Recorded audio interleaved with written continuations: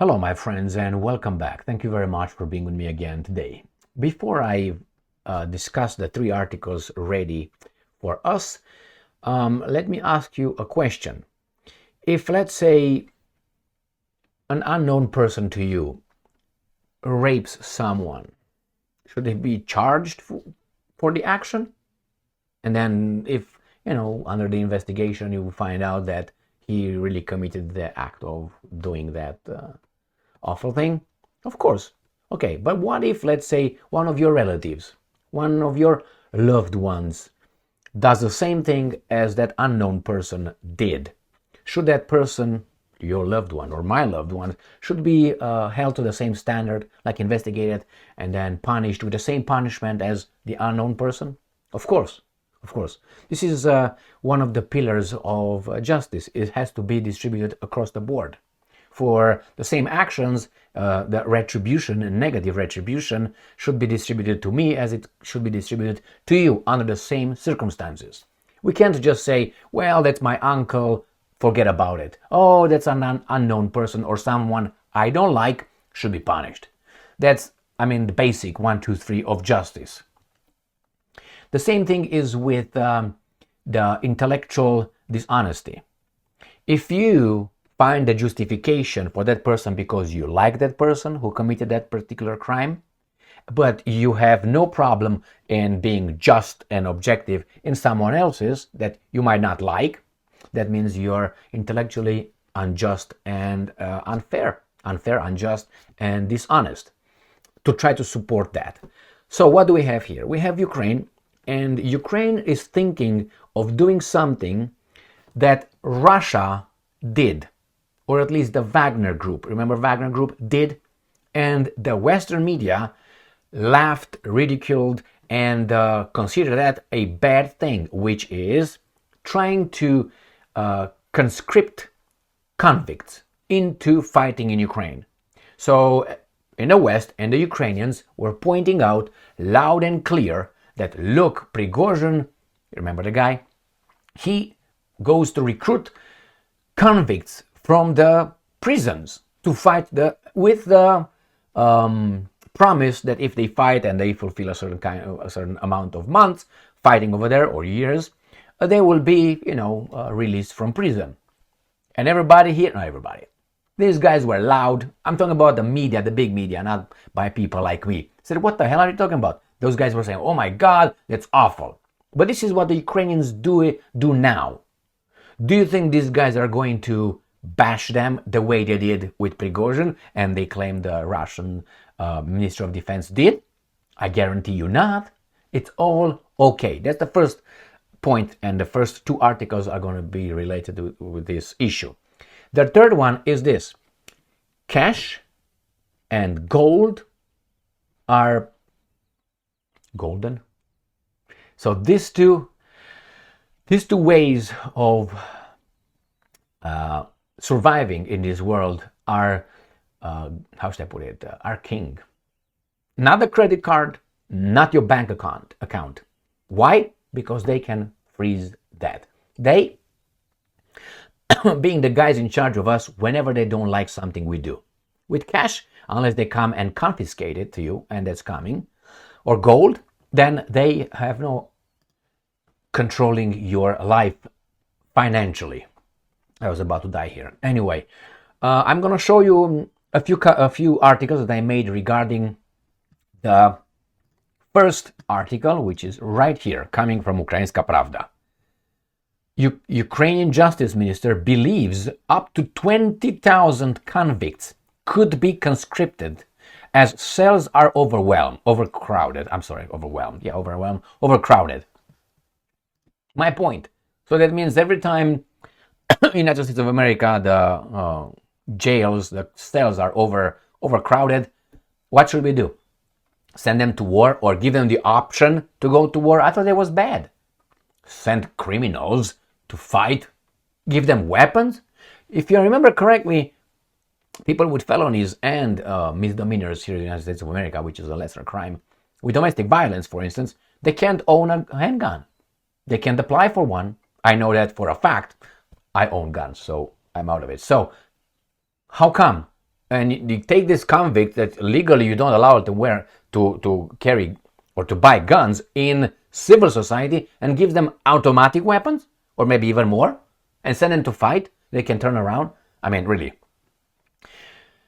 That's discussable. I'm not against that. I'm just pointing out the hypocrisy of these guys. Now, that is the article, one of them. I'm going to show you another article, and then I'm going to show you more than that. New Voice of Ukraine. Justice Minister announces new prison conscription standards, allowing for drafting of up to 20,000 convicts. This, I don't know what is, Scaramouche. Who the fuck is this? This is fucking Scaramouche or D'Artagnan or Jesus Christ. My God. And probably he's like, I don't know, 41 or something, and he wants to look intellectual and more mature, older than he is trying to impose through appearance. Fuck off. You think you fool us? Look at this guy. Now, I'm criticizing his appearance. Yeah, I can do that. As you can do and criticize my appearance, okay? Free people? No, now, this, and I'm going to show you this. These are some videos I made in the past 2 years, for instance, regarding the same issue. This was the latest one on February 4, 2024, Hollywood's The Dirty Dozen Russian version. And I said, Russia, let me put this, Russia forms special unit consisting of convicts. So this I was making the point in this video that the West were criticizing the Russians when they actually did it. The Americans also did it in the Second World War. And not only, okay? So that was the point, hypocrisy. Now, alcoholics, deserters, convicts. Ukraine calls Russian Storm Z Group Wagner Bakhmut replacement. So they were, what are you doing? You're going to get convicts, deserters, and alcoholics. Yeah, but it's unfortunate and ugly when these guys are beating you. That means, let's say I fight someone, I'm about to fight someone, and say, this is garbage, this is bad, this is weak, and then I lose. If I were lost against a weak guy, convicts, deserters, and alcoholics, what would that say about my abilities to fight? So shut the fuck up. Next one. Wagner Prigozhin wants at least 33,000 more convicts, they say here, to fight for him. Does he? Question mark. Mercenaries killed, we don't care that one. And we're gonna look at this one. 500 Russian convicts fight in Donetsk. Russia carried out 8 missiles, This is October 7, 2022. Then they're talking about the convicts, and they were bashing them. Remember, this one was on April 17th, right here with Prigozhin, and then alcoholics, July, and this is February. So you tell me, who's hypocritical here? You are laughing and claiming that those alcoholics are convicts and all that, and now you're doing it, and you give the lame justification. Oh, they're overcrowded. It doesn't mean you have to go over there. I mean, you can find, I don't know, are you going to hang them because you have overcrowded cells? I mean, why this? Why not that? I mean, it's imbecilic. I'm not proposing either of this. I'm not proposing. Do I think that you can go and draft them? Yeah, you can do that. But my point is, these guys were laughing and they were looking down on the Russians and blah, blah, blah, and blah, blah, blah. And now they're doing it. And they give you this garbage, Scaramouche kind of justification. And that's one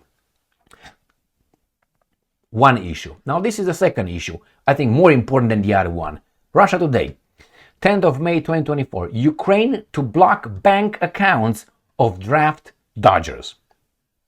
This could happen to those unable to pay increased fines for violating mobilization rules. Ukraine could start blocking bank accounts and imposing penalties on the property of those trying to avoid military service amid a conflict with Russia. So your property, fuck off. The measure might be applied to draft dodgers in line with a law that introduces stricter penalties for breaching the country's mobilization rules, which the MPs voted on last month. Ukraine, under the legislation that will go into force sometime in late May, the fines for violations of the military registration rules for individuals have been increased to between $17,000, around $430, and $20,500 hryvnia, around $520. So it says this is a big sum for anyone. All right. Remember when the free country of Canada had this done with the trucker protest convoys in Ottawa? Remember? And that's the free country, democratic of Canada with that imbecile Trudeau. Tyrant. What did he do? He claimed, he issued the emergency powers. For that, invoked emergency powers. That guy, Trudeau. Why? When things are okay, we're friends. When you criticize me and you don't like what I'm doing, then I will fuck you up. I will show you what exactly freedom means in Canada or in any other country, United States of America as well. So again, gold and cash are king. Why? As long as you have it in your sock right there and you don't have it over there in a credit card, they cannot block it. That's why that's a big push for getting rid of cash. I don't know about the gold, but the cash. And probably the cash first one, because if let's say I have gold and I want to sell my gold, and I go over there and say, yeah, we will not give you cash. We will only convert it into dollars or whatever currency you go, but we'll direct deposit in your bank account. So you're done, unless you have cash.